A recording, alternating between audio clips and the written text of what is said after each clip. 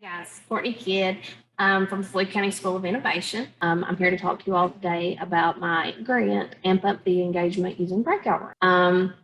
Throughout this presentation, I'm going to talk to you all about the inspiration behind this, the purpose, how I spent my ARI grant funding, the plan of action, like how my students are going to utilize this, and then how I want to use this as an assessment throughout the school year. A lot of you have heard of breakout rooms. A lot of you know that those breakout room kits are like things that you can purchase.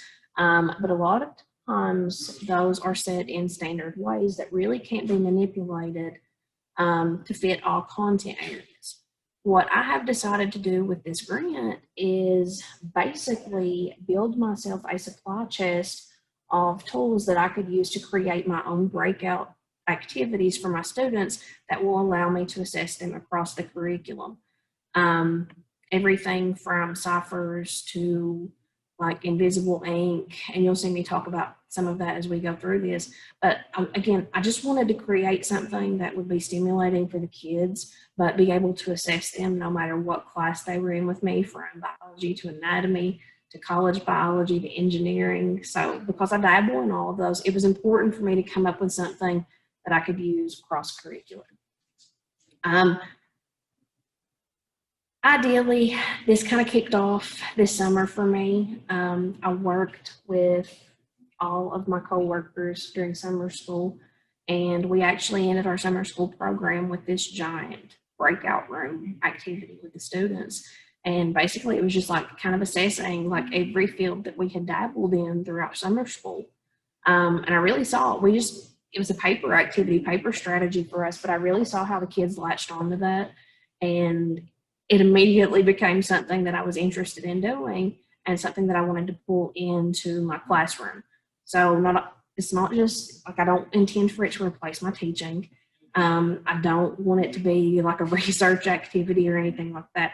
I actually want to use these as a mode of assessment so I can see what my students have learned from unit to unit. You can see through the money expectation, the projected amounts. I tried to think to cover as many different possibilities as possible. You'll see on the list everything, Braille alphabet boards, so we can use like a code, pig pen grids, invisible pens, UV lights, and then you'll see a series of locks that I found to actually do the lock boxes. Each lock box has the potential to have 6 different locks on that station, so that gives me the potential to have all the way up to 6 different assessments to check my kids on a piece of my standard. Plan of action, again, it is for me to purchase the kits, and not really a kit, but the materials to make my own kit to do like escape treasure boxes. I want to use them cross-curricularly.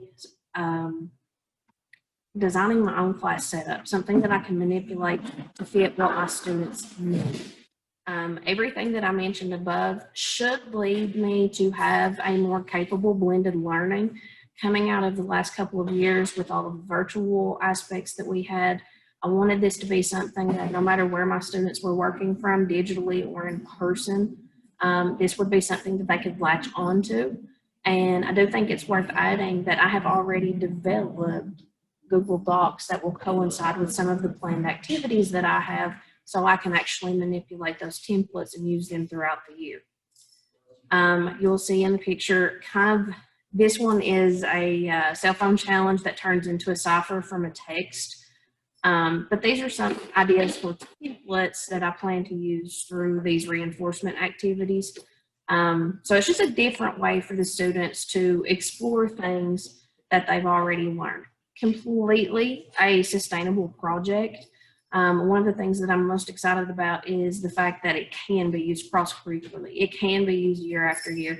And it's also something that I can share with my coworkers and actually get the students engaged in their classes as well. Ideally, by the time we hit the spring presentation, I'm hoping to have several videos and pictures for you all so you can see how the kids actually took the tools, and hopefully they've ran with the project.